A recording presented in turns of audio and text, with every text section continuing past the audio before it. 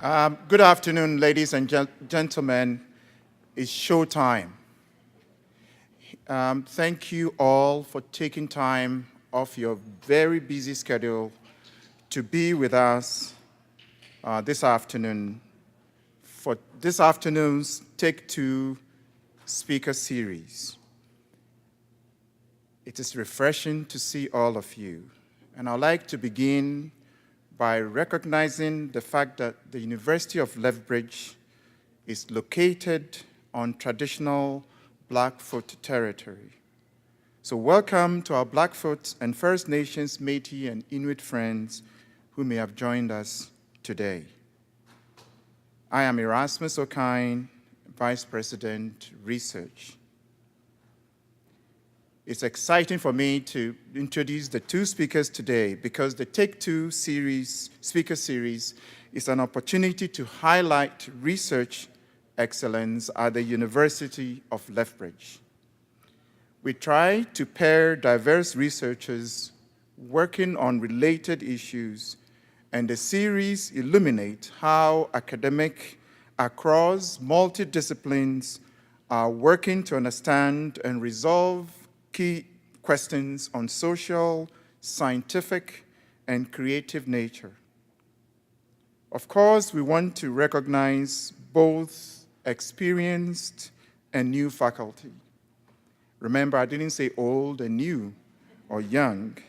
We want to acknowledge that faculty are in different stages in their research careers and that we have the benefit of sustained research insight from our more experienced colleagues who've been approaching issues over a long period of time and who encompass depth and truly understand that we have new researchers who bring new energies and theories to these topics and allow for some productive synergies. It is with great excitement that I introduce our second topic in the series, Exploring Indigenous Experiences. Let me begin, and maybe what I'll call the housekeeping aspect of it. Each speaker will have about 15 to 20 minutes, and then there's a trap hole here, and I have the clicker. So once they go over that, they will see me put up my hand to signal to them that it is time to wrap up. Once the first speaker finishes, I'll come back to introduce the second speaker, and then we advise to hold our questions until both of them have finished. Our first speaker today is Dr. Maura Hanrahan. It's close. Maura is a Tier 2 Board of Governors Research Chair and Associate Professor in the Department of Native American Studies at the University of Lethbridge. She's also an adjunct professor with Memorial University's Environmental Policy Institute. She holds degrees from Memorial University, Carleton University, and the London School of Economics. She is also a fellow of the LCE and holds a Rothermere Fellowship as well. Her work is interdisciplinary, and her current research interests are drinking water policy affecting Indigenous and rural communities and Arctic history. Please join me in welcoming Maura.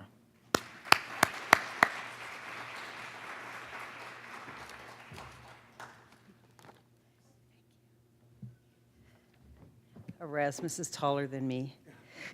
Everyone is. So thank you very much to Erasmus, to Claudia, to Rachel, and to everyone else who helped organize this. I'm so pleased to be presenting with my colleague, Monique Giroux. And I also want to acknowledge that we are on Kainai or Ghana territory and that we are in Métis Region 3. The last thing I want to say before I get into the material is that it's very gratifying to see so many friendly faces here, people who came all the way from the south side for this. So that's very good. So I'm going to talk to you about a small study, a literature review about diabetes among Métis in Canada. And I'll end with some future directions for Métis health research. So here's the genesis of the project. Last year, when I taught Indigenous health, I had trouble locating good material on Métis health. And I also had Métis students tell me that they felt left out, that they didn't see their presence very much in the academy. And in this, they're echoing a theme that you see in Métis history and literature. So this past summer, I started a small health research project on which this paper is based. Métis student Bronwyn Burghardt, who is here, and we got funding from the Rupert's Land Institute to carry out a literature review on diabetes mellitus among Métis in Canada. And Bronwyn did a lot of the heavy lifting. I'm very proud of her. Excuse me. So diabetes mellitus is a chronic and progressive disease associated with abnormally high levels of blood glucose. And its complications include, but are not limited to, high blood pressure, heart attack, stroke, vision and hearing loss, and limb infections that can lead to amputations. So type 2 diabetes shortens life by about 10 years. I chose this specific condition because there's a lot of anecdotal evidence that there's a high rate of diabetes in Métis communities, and also because I have diabetes myself, so I'm familiar with it. In our review, Bronwyn and I sought to understand the existing knowledge, to identify what it is based on, and to determine if there has been sufficient study to begin to close health gaps and address the distinct health needs of Métis. We searched 12 databases and repositories such as Google Scholar, PubMed, ScienceDirect, Health Evidence, and others. And after some experimentation, we chose Métis diabetes as our key words in order to capture as many publications as possible. After identifying articles to be included, we categorized publications as relevant or not. So when we had high numbers of returns, we reviewed articles on the first 40 pages of a particular database. That was the case with Google Scholar, for instance. And this involved determining if the diabetes experiences of Métis was a study topic. If the Métis were not included as Métis, we categorized the article as not relevant. And this was the case with articles that conflated Métis with First Nation, which is a common practice in health research. So if Métis was not defined and Métis included as a study population, if Métis was defined and Métis were included as a study population, we deemed a publication to be relevant. And we gave careful consideration to the premises on which our work was based, starting with the concept that good health research forms the basis of sound health policy. Sound health policy is especially important for Indigenous people, including the Métis, since Indigenous people suffer poor population health. And there's also a political imperative. The Truth and Reconciliation Commission, or TRC, report framed poor Indigenous population health as a direct result of previous government policies. And here they're referring to the long history of policies that have eroded Indigenous communities, families, and lives, and altered Indigenous bodies. Call to action number 20 out of 94 specifically mentions the distinct health needs of the Métis in recognition of their marginal place in Canada and their insufficiently affirmed political status. So the Métis, for instance, are excluded from the non-insured health benefits program for status Indians and Inuit. I reference the TRC here as a minimal starting point toward justice, and I understand good health research to provide the evidence necessary for policy direction to targeted health services and evaluation. This presentation also helps to build on the work of Métis scholars, especially Carrie Bourassa. She analyzed the dearth of Métis health data, and to Chris Anderson's concerns about Statistics Canada 1986 definition, 1986 census edition of Métis as a category on its long-form Aboriginal self-identification question. So individual box checking of this category has come to form the backbone of the last 30 years or so of Métis population data. Yet in asking that question, Statistics Canada did not define Métis. So the undefined Métis category results in bad data, says Anderson, but this data is embraced by governments and by under-resourced Métis political organizations who are forced to operate in an evidence-based policy environment. So here we bring Anderson's concerns to bear on a disease-specific level. It was soon obvious that analyzing researchers' understandings of Métis was important, with methodologies entirely resting on this issue.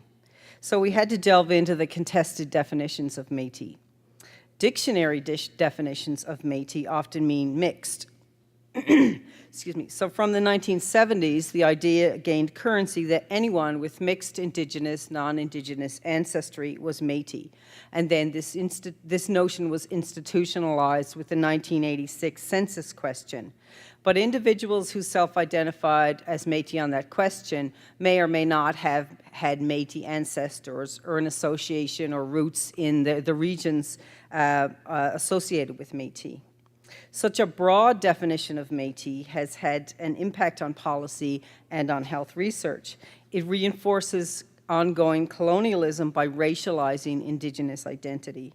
And as Métis scholars have said, by ignoring the historical reality of the Métis Nation, of the Northern Plains here, and also ignoring the nation-to-nation relationship between this nation and Canada. In 1996, the Royal Commission on Aboriginal Peoples asserted that there are many distinctive Métis communities across Canada. What they meant, I think, is that there are many Indigenous nations that arose after European contact, of which the Western Métis are one. In this regard, the use of the word Métis to applying it to these other nations is a bit unfortunate. So although there's disagreement on what constitutes Métis, the theme of exclusion and marginalization is a constant in the scholarly literature. The Métis have long endured socioeconomic and political marginalization. In particular, Métis women have been pushed to the edges. The only province in which Métis have land bases is right here in Alberta. There are 8 Métis settlements totaling 1.25 million acres, which are owned in fee simple on behalf of the communities, mostly in central and northern Alberta. Western Métis have long experienced environmental injustice, having been dispossessed of their lands from Quebec through Saskatchewan into parts of Alberta. Every Canadian schoolchild knows that Louis Riel was hung for treason, entrenching the political marginalization of the Métis and establishing an emotional geography of marginalization. Few know that Manitoba was created through the Manitoba Act, which was effectively an agreement between Canada and the Métis. So Métis humiliation is visible, but the lasting Métis political legacy is more obscured. Métis are also marginalized in terms of health research. While we found thousands of scholarly articles on Indigenous people and diabetes, the number of such articles relevant to us was extremely small, 7. There were an additional 4 publications in the gray literature. So I'll sum up the consensus in this tiny body of literature before turning to the problems it raises. So diabetes is repeatedly cited as a concern in the literature. All the papers conclude that Métis experience diabetes complications at higher rates than non-Indigenous populations with diabetes. Gender differences, with women experiencing higher rates, are also noted. So let's turn to the problems. Available studies on Métis and diabetes represent only a tiny portion of the studies on diabetes and Indigenous peoples. Our keyword search using First Nations diabetes returned 403,000 items on Google Scholar, while the same keyword search, while our keyword search Métis and diabetes returned only 5,500, so 403,000 versus 5,500. The reasons for this discrepancy include, but are not limited to, the larger First Nations population, the greater geographic spread of First Nations extending to all regions of Canada, the higher First Nations visibility in the Canadian political landscape, the large number of bounded First Nations communities, such as reserves, and the related fact that First Nations populations, at least status populations, are more easily identifiable because of the Indian Act. Another factor is the practice of conflating Métis with First Nations. This has been a problem for some while, and it was cited in a widely used 2001 guide for health professionals. Researchers used a variety of definitions of Métis, with each definition resulting in limitations. So Statistics Canada's adoption of the Métis self-identification category both reflects and reinforces this extremely broad understanding of Métis, which is not necessarily useful. Yet some health researchers do use more restricted definitions, such as membership in one of the 5 Métis nations. And some researchers do acknowledge the problems posed by competing definitions. Outdated data sources are another problem. 3 of the relevant 7 studies use the same data source, the 1991 Aboriginal People Survey. Now, this is of historical interest, but it cannot be the basis of current health policy. Besides a 2003 diabetes-related review article, there are only 3 articles on this topic after 2003. And this speaks to an urgent need to collect and analyze more recent data. Further, the apparently young age of the Métis population means that the extent and the impact of diabetes in the Métis population is still unfolding and may come to be a significant problem. Extant studies are all regional. There's no national study done, say, in partnership with the Métis Council, Métis National Council, but regional studies do have value. In fact, province-based research might be especially useful, as Métis generally receive health services through the provinces. On the other hand, there's the usual caution about generalizing beyond the regional level. So I'll explain a little bit about the regional studies we did identify and review.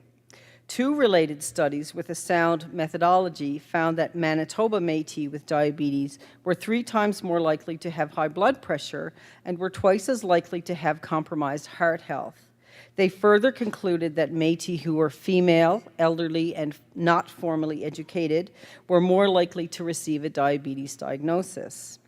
These studies could inform diabetes policy and programming for Manitoba Métis, especially women. Equally useful is an Alberta study that used data from 2 Alberta Métis settlement censuses and the Mobile Diabetes Screening Initiative. Researchers were able to identify higher risk factors, such as having parents with diabetes among a specific Métis population.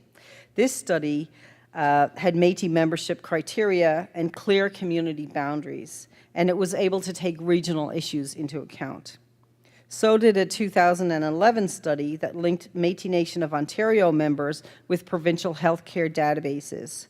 Its authors concluded that Métis have higher age and sex standardized rates of diabetes than the general population and were more likely to need emergency room visits and require hospitalization than other people with diabetes.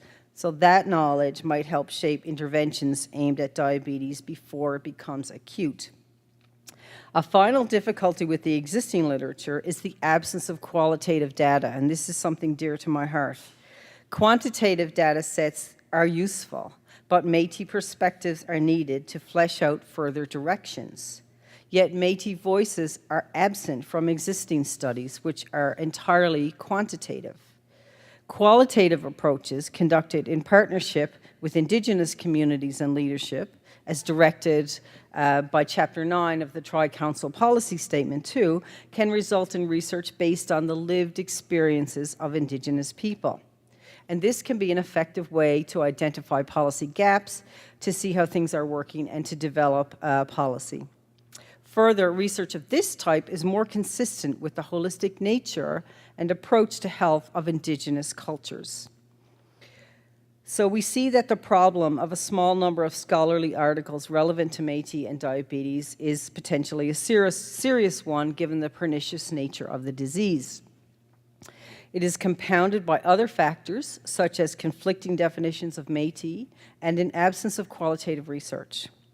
Our concern is that the combination of these factors might have negative implications for the diabetes-related health status of a marginalized Indigenous people in Canada. The health gaps highlighted by the TRC cannot be addressed if Métis exclusion from health research continues. We've carried out a disease-specific literature review, but our concerns extend beyond diabetes because this disease is only one manifestation of the ill health induced by colonialism. There's plenty of evidence, especially from the large-scale Harvard project, that demonstrates the positive associations between self-government and improved population health for Indigenous people. Accordingly, we recommend that future research be developed along these lines. Métis values and political goals and consideration of Métis cultural and political realities as foundational, partnerships with Métis organizations and communities, the use of defined and bounded study populations, the commitment to a gender lens as understood by community partners, the inclusion of qualitative research, including Indigenous research methodologies, attention to the emotional geographies of Indigenous communities and people living with disease and disease-producing conditions, and, wherever possible, a materialist approach that can contribute to better population health. Given the extent of the gaps, funding agencies should prioritize Métis health research, especially if it's qualitative. It's past time to bring Métis into the picture in terms of health research. So thank you, Welalin, for your time and attention.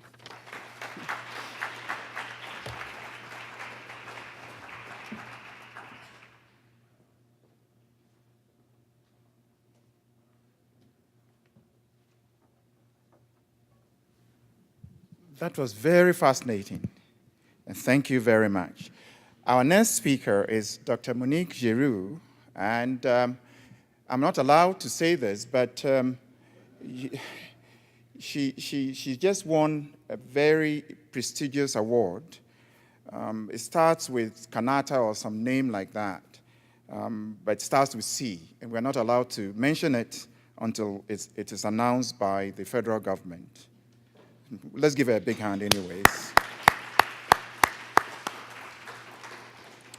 Monique's research addresses ways in which music and musicking, and I didn't realize that music could have a verb, musicking, but there it is, in which music and musicking serve as a site of encounter between Indigenous and settler peoples, and how and why Métis music festivals function at sites of political action.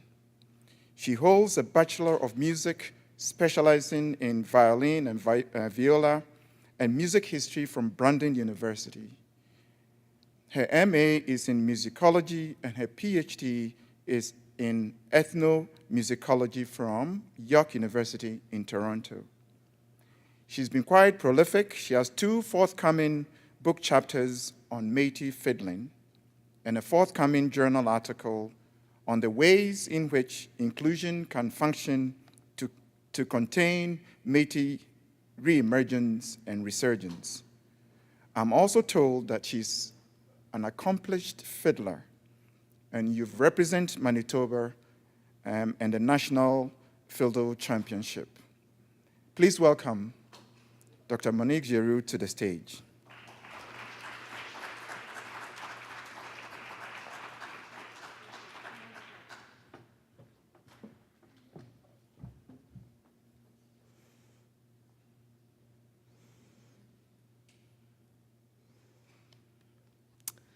Before I begin, I want to echo Dr. Hanrahan's acknowledgement that we are on traditional Blackfoot territory. I do this because it's important to keep speaking the truth about settler colonialism. Settlers are invaders on Blackfoot territory. But in making this acknowledgement, I'm reminded of Eve Tuck and Wang Yang's article, "Decolonization is not a metaphor," where they note that decolonization in the settler colonial context must involve the repatriation of land and not just symbolically. One of the themes in Tuck and Yang's article is the concept of settler moves to innocence. That is, quote, strategies or positionings that attempt to relieve settlers of feelings of guilt or responsibility without giving up land or power or privilege, without having to change much at all. Stating that we are on Blackfoot territory is a whole lot easier than doing something about it, giving up land and power, and might even be used to stand in for the real thing. Today I'll be discussing a settler move to innocence that has become especially salient in recent years, the claim that Canada is a Métis nation. This claim is a settler move to innocence that appropriates Métis identity for the benefit of settlers while marginalizing, forgetting, or otherwise erasing the Métis as a distinct people. This claim of Métis culture, symbols, stories, and even people as a way of forming a Canadian identity is accomplished in often subtle ways and often shows up in surprising places. One such place is the world of opera. In particular, an opera titled Louis Riel, named for the Métis hero who led the 1869 and 1885 resistances against Canada. The opera was written in 1967 for Canada's centennial celebration by Canadian composer Harry Summers and librettist Mavor Moore. The opera focuses on the best-known period in Métis history, spanning from William McDougall's attempt to enter Red River Métis territory in 1869 to Riel's death in 1885. While the original 1967 production of Louis Riel did not include any Indigenous actors and was told from an unapologetically colonial perspective, a production of this opera earlier this year in Ottawa and Toronto included several Indigenous actors, including Métis folk singer Jenny Lauzon, a Métis assistant director, some Métis, which is a Métis language, and a silent chorus made up of local Indigenous people. This silent chorus was intended as an act of reframing to encourage the audience to consider what is left unsaid in this colonial production. To give you a sense of this opera, I'm going to play a very short montage of scenes from the 27 production. Notice in particular the people in red, as they are the silent chorus that was added for the 2017 production.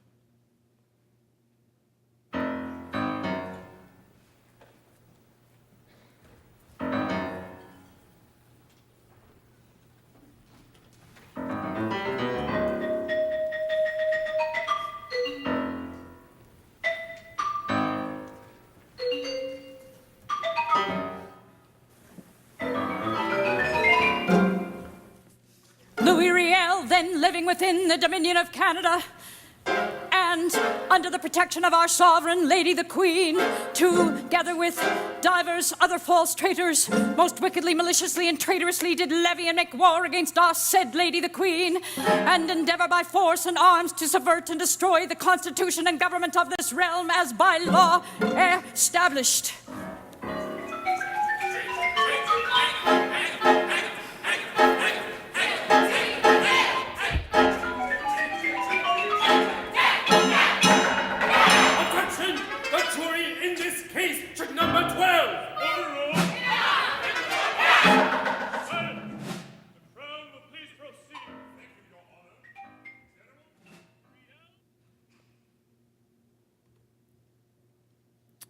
Instead of providing you with a central argument, what follows is a series of reflections on this opera. In providing, he's often referred to as the father of Manitoba. thank you. I had and worked is it seen by into many the. as the driving force behind thank the you. region because There we go. Thank you. Okay. Instead of providing you with a central argument, what follows is a series of reflections on this opera. In providing reflections rather than arguments, my intention is for you to build on them and to consider how they might be linked to the broader context of Indigenous settler relations and settler moves to innocence. These reflections draw on my observations of the staged production, having seen this year's performances of the opera in Ottawa and Toronto, as well as on critical readings of numerous newspaper and academic articles about the opera. I also interviewed Métis attendees and Métis performer Cole Alvis, who had a small but important role in the recent production and who was part of the silent chorus. My first reflection takes the last words of the opera, "The goddamn son of a bitch is dead," as a starting point. These last words are spoken by Dr. John Christian Schultz, founder of the Canada First Party, which in the late 1800s functioned as a forum for Protestant agitators in Red River. This dramatic, if rather crass, end to the opera marks Canada's curious obsession with Riel, a kind of love-hate relationship with the man and the myth. The arts community has been particularly prolific in its representations of Riel. Several songs, at least 3 classical compositions, and about 30 plays have been written, largely by settler Canadians, about Louis Riel. The opera, Louis Riel, is then part of a history of settlers representing Louis Riel through the arts, and it in fact embodies this love-hate relationship. Although the opera portrays Riel as bordering on insane, other characters are arguably worse. The drunken, lying, manipulative John A. Macdonald, the childish and impulsive Thomas Scott, and the Orangemen who are filled with glee as they sing the words, "We'll hang him up the river and he'll roast in hell forever." Viewers are to some extent drawn to identify with Riel, even though they are compelled to applaud as the opera ends immediately after Riel is hanged, as if the audience is applauding his death. As noted earlier, the opera was written to mark Canada's centennial celebration. While it is remarkable that such an episode in Canadian history would be used during a time of celebration, it is notable that at the time, Indigenous peoples were incidental to discussions of the opera. Instead, as scholars Linda and Michael Hutchian note, the opera was understood as a, quote, provocative foray into Canadian political mythology because it captured the tragedy and high drama of an episode that almost tore the country asunder, an episode that has had lasting effects on the French-English relations in Canada. Indeed, the Royal Commission on Bilingualism and Biculturalism began in 1963, 4 years before the opera was created. Preliminary findings were released in 1965, which is the same year the Union Jack was replaced. The Commission's final reports were published between 1967 and 1970. The opera emerged then when the particular brand of British Canadian nationalism that so profoundly shaped Canada's first 100 years was being uprooted in the search of a new Canadian identity. In the 50 years since the opera was first staged, settlers have increasingly come to see Riel as, quote, an appropriate representation of the fragmented and conflicted Canadian identity. And these are the words of opera scholar Colleen Renahan. Famed Canadian composer R. Murray Schafer even suggested that Louis Riel, the man that is the archetypal Canadian hero, a kind of visionary advocate of social welfare and multiculturalism. Perhaps it's not surprising then that the opera Louis Riel is considered by some to be the great Canadian opera. And so it was revived for this year's sesquicentennial celebrations, again used to mark a celebration of Canada's emergence. Louis Riel, the opera and the man, has then been used at key points in Canadian history to define who we are and the path that we are on as Canadians. So scholar Cheryl Grace writes, with the irony or poetic justice of hindsight, Riel might almost be described today as speaking for all of Canada. Riel, the quintessential Canadian hero. But in ending this reflection, I want to go back in time to 1885, to the eve of Riel's burial in St. Boniface. In response to the funeral to be held at the St. Boniface Cathedral, this flyer was handed out in Red River, inciting violence against Métis people. The poster states, "Let the truly loyal proceed to St. Boniface tomorrow morning, where the traitor is to be interred, and if anything is said insulting to British Canadians, let them pull the cathedral down upon the heads of the tribe that exalt the rebel, and so blot them from the face of the earth. God save the Queen." One of the main points of discussion that emerged around the opera Louis Riel was the issue of appropriation, in particular, the appropriation of a Niska lament, which the composer and librettist transformed into a Cree lullaby. The appropriated Niska song was originally recorded on a wax cylinder by Marius Barbeau, a famous, although infamous, should be the more appropriate term, Canadian anthropologist. Ernest McMillan, a respected Canadian composer and orchestral conductor, then transcribed the Niska song from the wax cylinder recording. once transcribed, the song fell into the hands of Harry Summers, who used it in Louis Riel without knowledge of Niska protocol for the song, which dictates that it should only be sung by those with hereditary rights and only at appropriate times. Not only do Niska people consider it a legal offense to misuse the song, they believe that if misused, it can have a negative spiritual impact on singers and listeners. While the Niska song was the most discussed instance of appropriation, it was not the only moment of explicit appropriation. One song included in the opera, a song titled The Buffalo Hunt, took an especially interesting path from origins to opera stage. Slated as one of only 2 specifically Métis songs in the opera, it in fact originates in a novel titled Lords of the North, written in 1900 by Ontario-born author Ignace Laut. Lords of the North tells the story of Rufus Gillespie, who travels to the Northwest with a group of Northwest Company fur traders in search of a white woman and her child who had been stolen away by an Indian.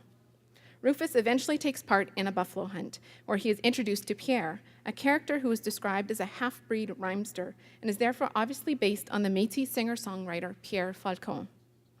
This is the context in which we find the first publication of a song titled The Buffalo Hunt, which has lyrics penned by Ignace Laut and voiced by her character, Pierre. 59 years later, historian Margaret MacLeod included The Buffalo Hunt, attributed to Pierre Falcon, in her collection Songs of Old Manitoba. The lyrics, taken word for word from Laut's novel, are set to the song Cecilia by Canadian composer Jean Clinic. It was from this book, Songs of Old Manitoba, that Harry Summers took both supposedly Métis tunes for his opera.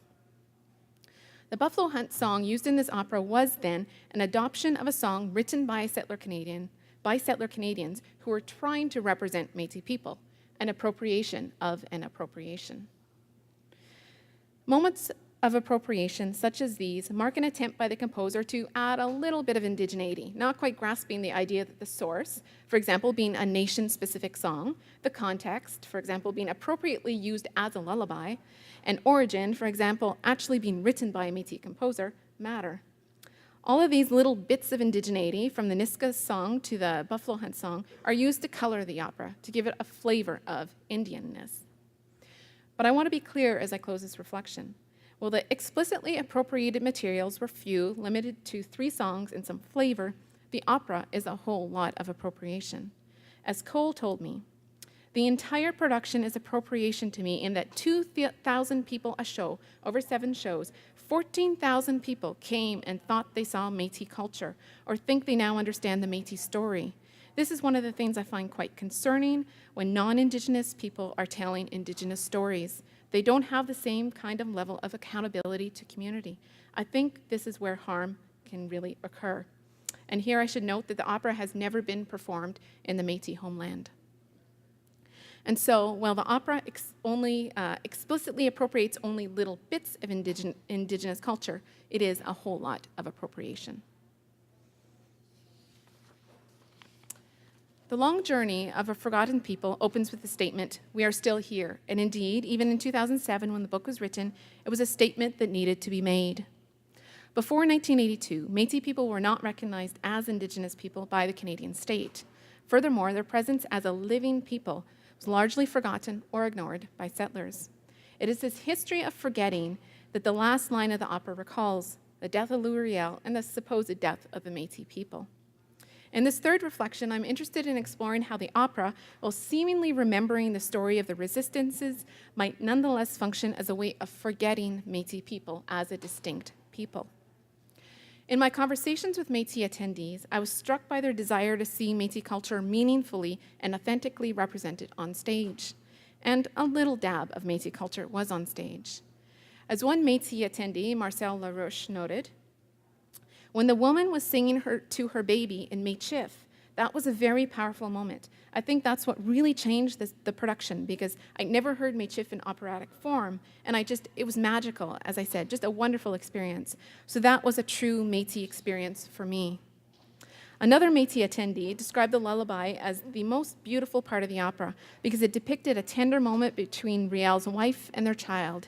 It showed Louis Riel not simply as a man and a rebel, but as a man who is a father and a husband. It showed Marguerite as a loving mother. I felt that this was an important character-building scene for both Louis Riel and Marguerite, his wife and their family unit. In the Ottawa production, this scene was changed. The cradle and the baby were taken out of the scene because this beautiful lullaby was, in fact, the stolen Niska song, and the Ottawa performance was a small attempt at redress. Marcel also spoke about wearing his Métis sash to the performance, even though he was not affiliated with the performance in any way, and how people, because of it, came to talk to him. He describes this as very touching and as an opportunity to bring some awareness about Métis culture to a venue where patrons are typically not exposed to Métis culture. The effort that he put into making sure Métis voices were part of the experience for attendees was striking. The ways in which these Métis attendees spoke about these moments when Métis culture and Métis family life was represented, as well as their efforts to reach out to attendees, speaks, I believe, to a profound desire to see beautiful expressions of Métis culture in a so-called high art space. But it also highlights how Métis culture was forgotten. One attendee quite poignantly remarked that life for the Métis wasn't all just doom and gloom. There was lots of happiness and dancing and jigging and people bringing out the guitars or the violins. There was a lot of happiness happening and the camaraderie of sitting and playing cards and just all that type of stuff. The opera's depiction of Métis life seemed like a very sad existence when I know that my family was not sad. There was a lot of happiness and a lot of wonderful things going on. I was therefore struck in watching the opera and in the discussions that took place around the opera that there was so little attention to the people whose story was being told, and despite being a major cultural production, to their culture. In other words, Métis people are more than their stories of resistance to the Canadian state. In my conversation with Cole, we considered whether the mission of Métis culture was good or bad. Would it have been better to include more appropriation of Métis culture, or is it better that Métis culture is largely omitted from the opera? We could not come up with an answer because both situations are far from ideal, and so we're left with a legacy of forgetting. My fourth reflection is brief, but I think one that gets at the structural issues at play in the recent production of Louis Riel, which can be seen as an attempt to salvage a settler creation. Inclusion is an act of power.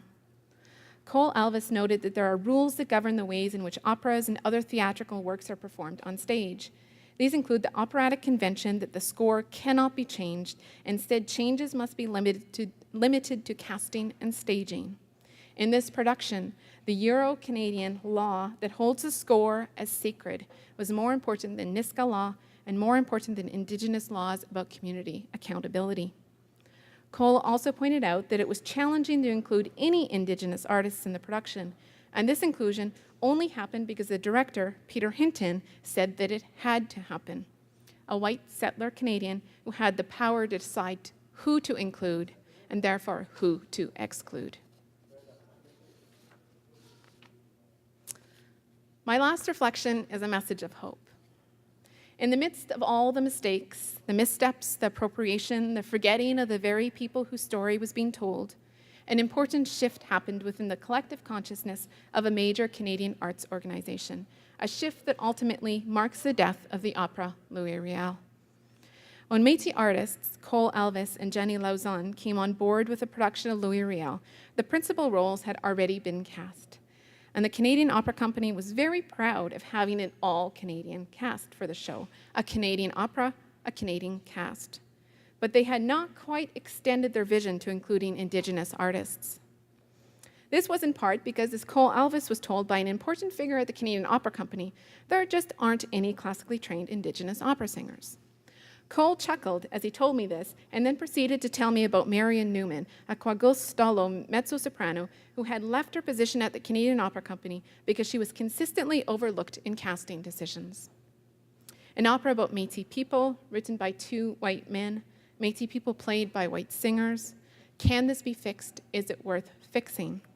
Probably not, but some of the steps taken to try to lessen the opera's colonial bias, the Band-Aid solutions, are worth noting.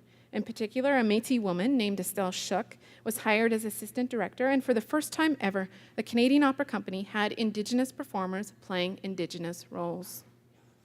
And so here is a list of the Indigenous performers in the opera and the roles they played. The sesquicentennial production also added a silent chorus, a work around the law that the score cannot be changed. made up of 15 local Indigenous people. This chorus, as explained by director Peter Hinton, was present in all of the action, serving as a frame, as a mark of resistance, as a group that is affected by everything that happens in the storyline. And as Cole noted, I hope the audience will wonder what we're thinking and what we would say if we were speaking. And that was indeed what I was left wondering.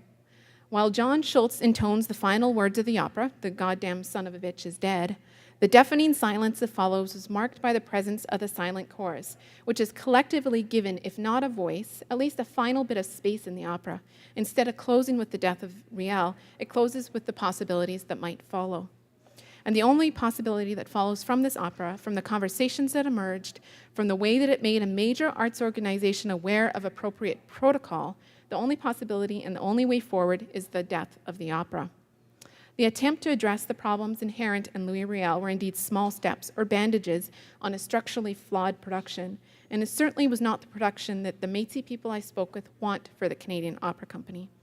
But when viewed from the starting point of pride in an all-Canadian cast to the realization that this opera should not be produced as it was originally staged, the shift is more dramatic. And the lesson learned is that yes, it was worth fixing because it led to an important conversation, but it really cannot be fixed. The only appropriate next step for the Canadian Opera Company is an opera created by an Indigenous composer or composers and performed, at least largely, by Indigenous singers. That is, an Indigenous-created, an Indigenous-led opera. And so it is clear that the goddamn opera is dead. Thank you.